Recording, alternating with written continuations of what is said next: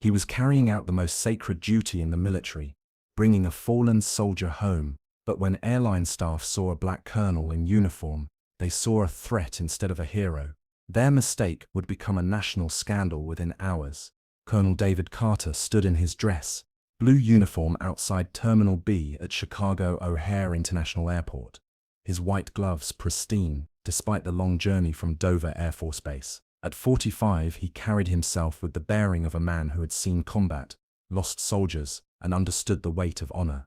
Today's mission was different from any he'd undertaken in his 22-year career. Behind him, a flag-draped transfer case rested on a specialized cart, surrounded by an honor guard.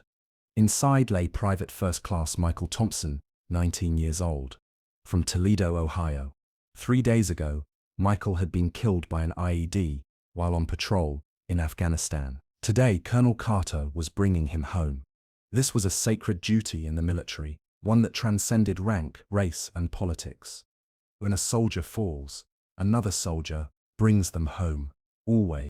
Colonel Carter approached the United Airlines check-in counter, his orders and identification ready. The transfer case would travel in the cargo hold with full military honors, while he would accompany it on the passenger flight to ensure Michael Thompson reached his family with the dignity he deserved. "Good morning," Carter said to the agent, a middle-aged white woman named Janet Morrison, whose name tag indicated she was a supervisor. "I'm Colonel Carter, United States Army. I'm escorting the remains of a fallen soldier." Janet looked up from her computer, taking in Carter's uniform, his rank insignia, and his solemn demeanor. For a moment, something flickered across her face. Not the respect typically shown to military personnel on such missions, but something else. Suspicion. "Do you have your documentation?" she asked curtly. Carter handed over his orders, his military ID, and the official transfer documents. Everything was in perfect order, as it always was for such sacred missions.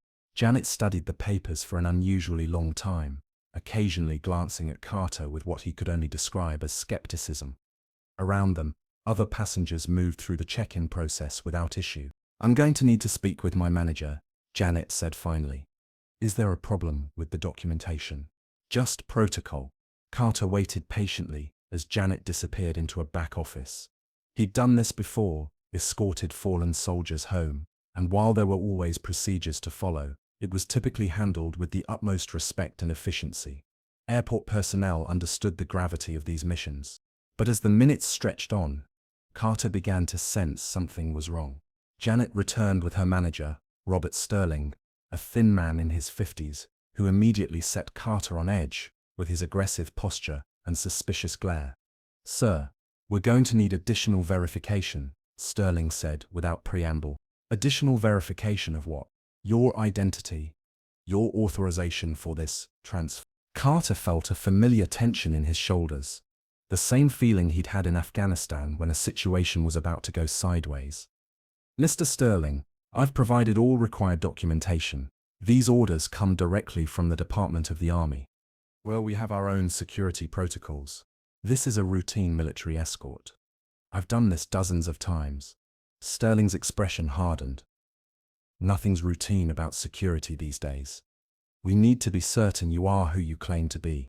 The words hit Carter like a physical blow. In all his years of service through multiple deployments and countless military operations, no one had ever questioned his identity simply because he was a black man in uniform. "Mr. Sterling, are you suggesting my uniform and military identification are somehow fraudulent?" "I'm not suggesting anything. I'm following company policy." "What policy requires additional verification of military orders and identification?" Sterling shifted uncomfortably. "Look, we just need to be careful.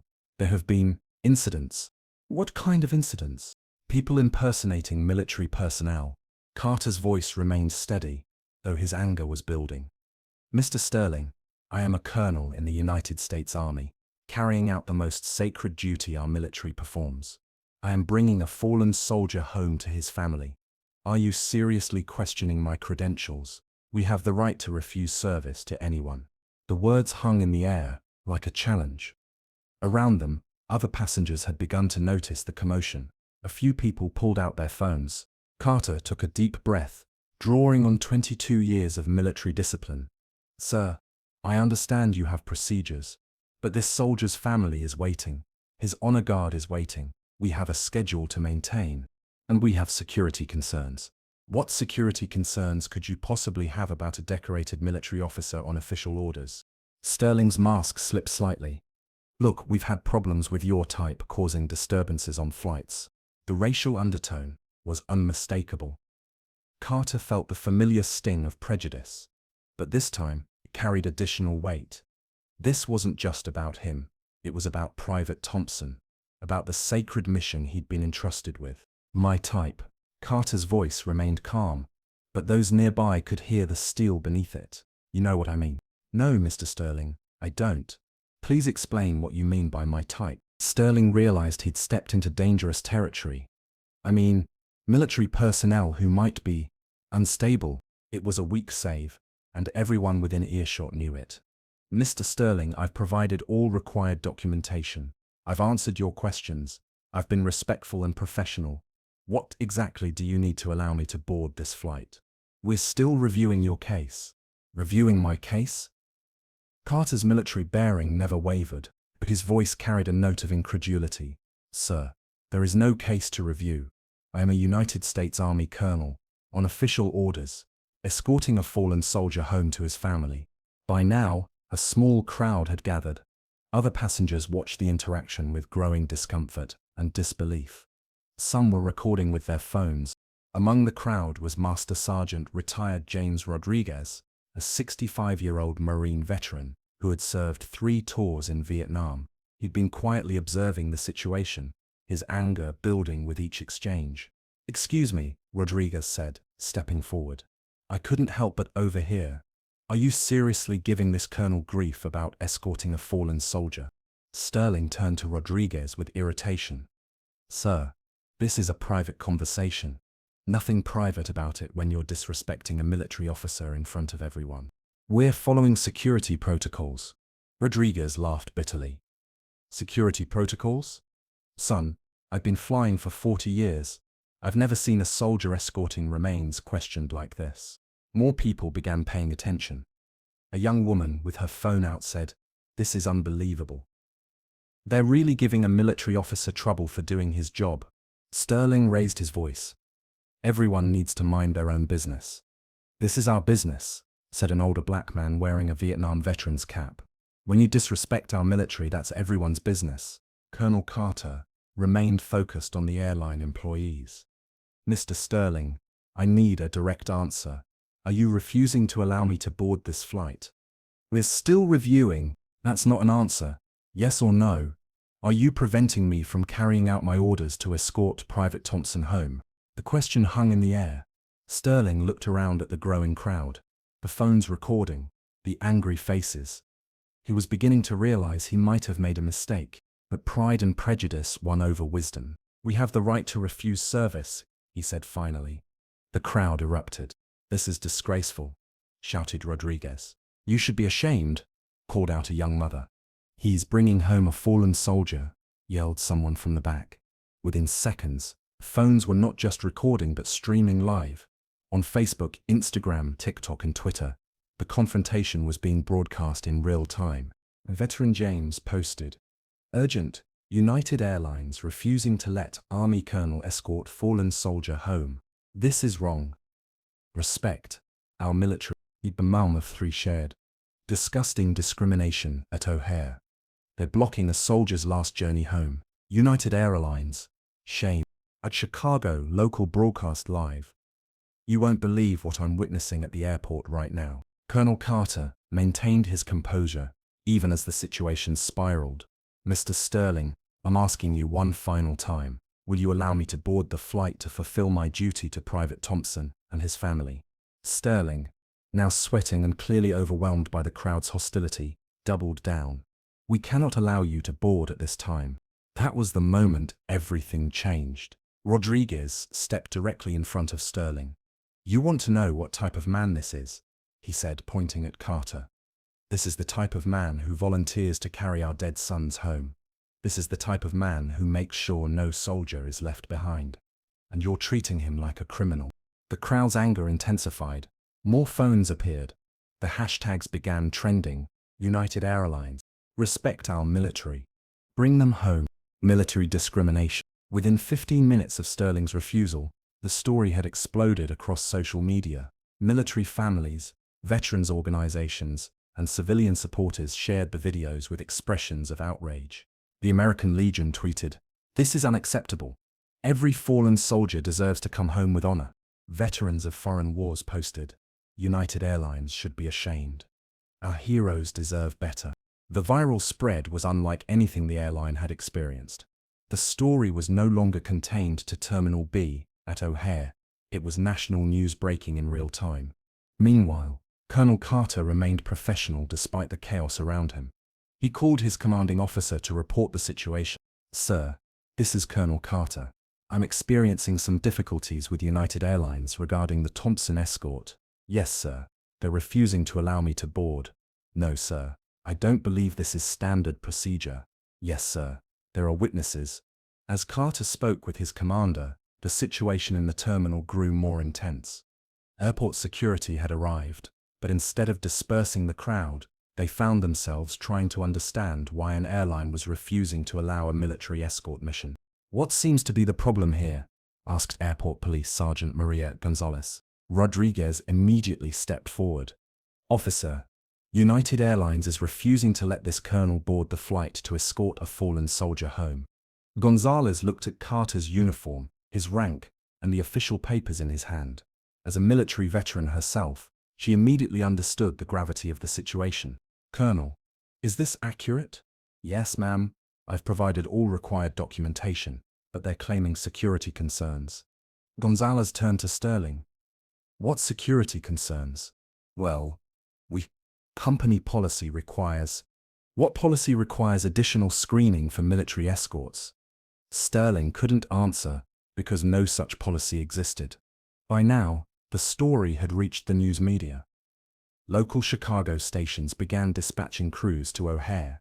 CNN, Fox News, and MSNBC picked up the social media reports. The airline's social media accounts were being flooded with angry comments. "How dare you disrespect our military? This colonel should sue you into bankruptcy. Never flying United again. Absolutely disgusting behavior." Inside United's corporate offices, executives were scrambling. The story was spreading faster than they could respond. Their stock price began dropping in real time as investors reacted to the public relations disaster.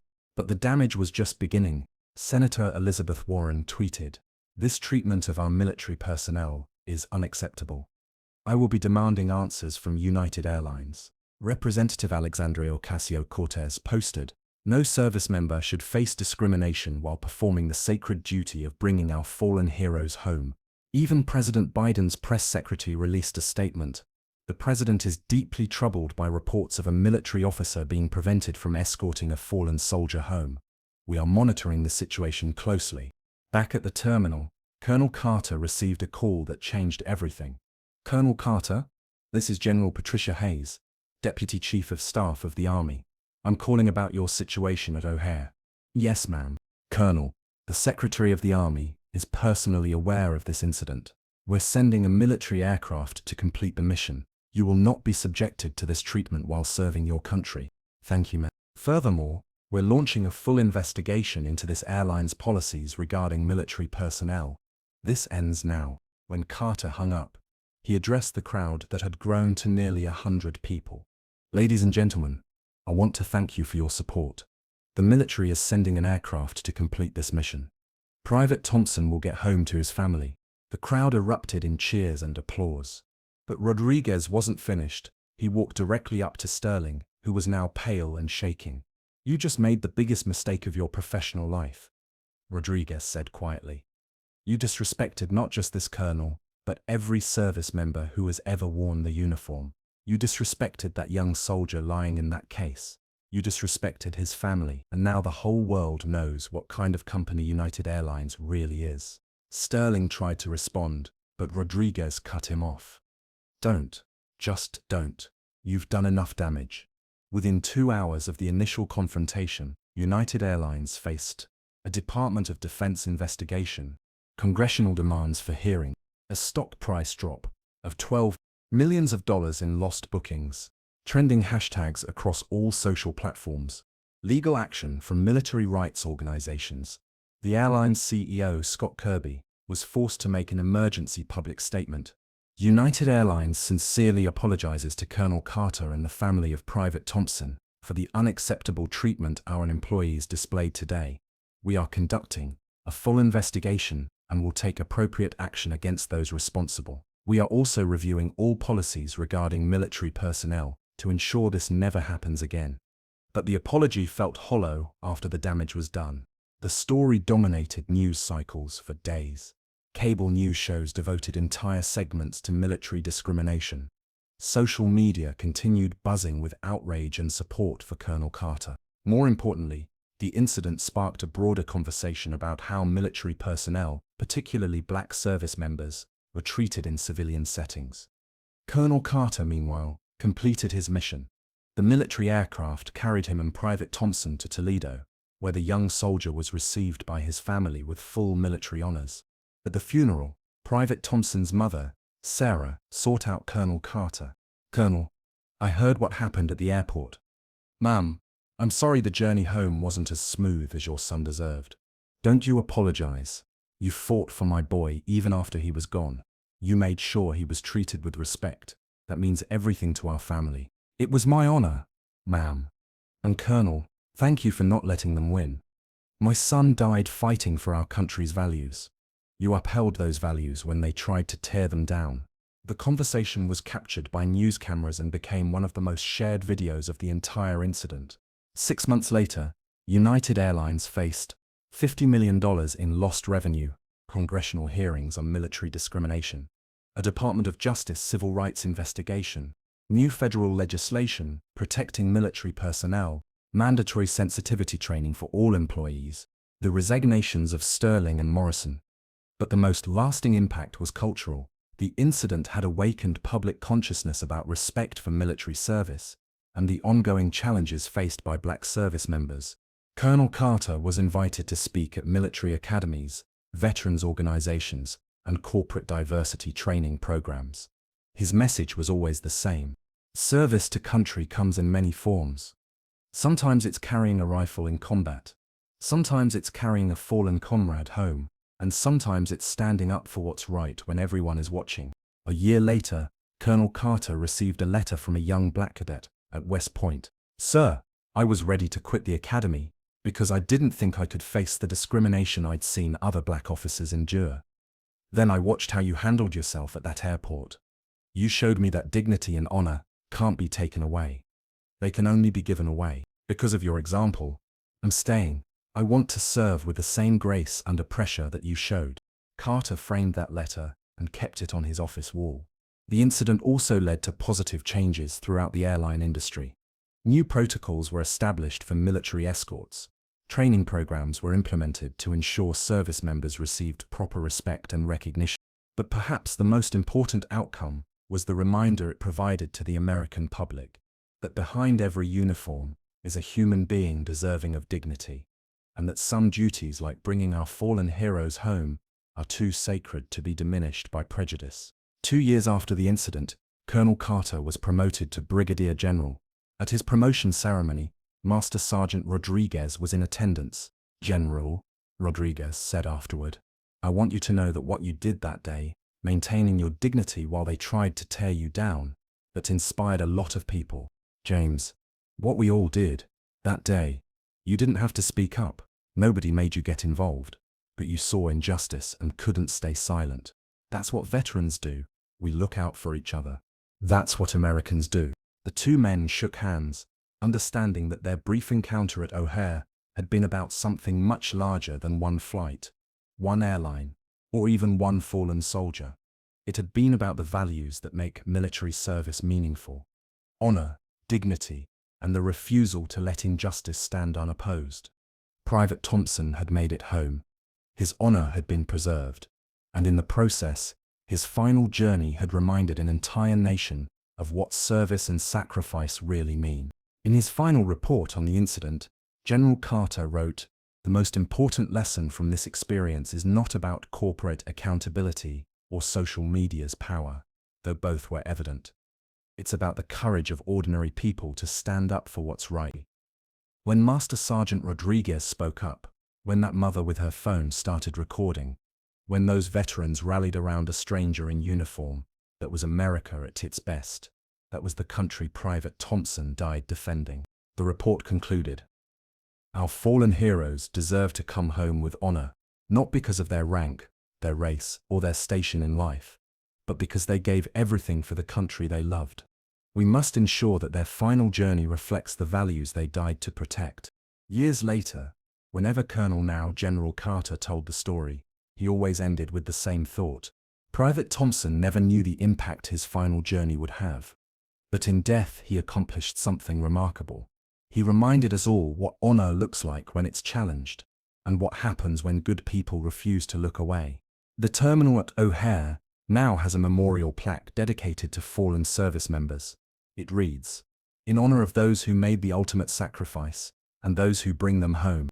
Every time General Carter passes through that airport, he stops at that plaque and remembers a 19-year-old soldier from Toledo, and the day that honoring his memory became a national lesson in dignity, respect, and the power of standing up for what's right.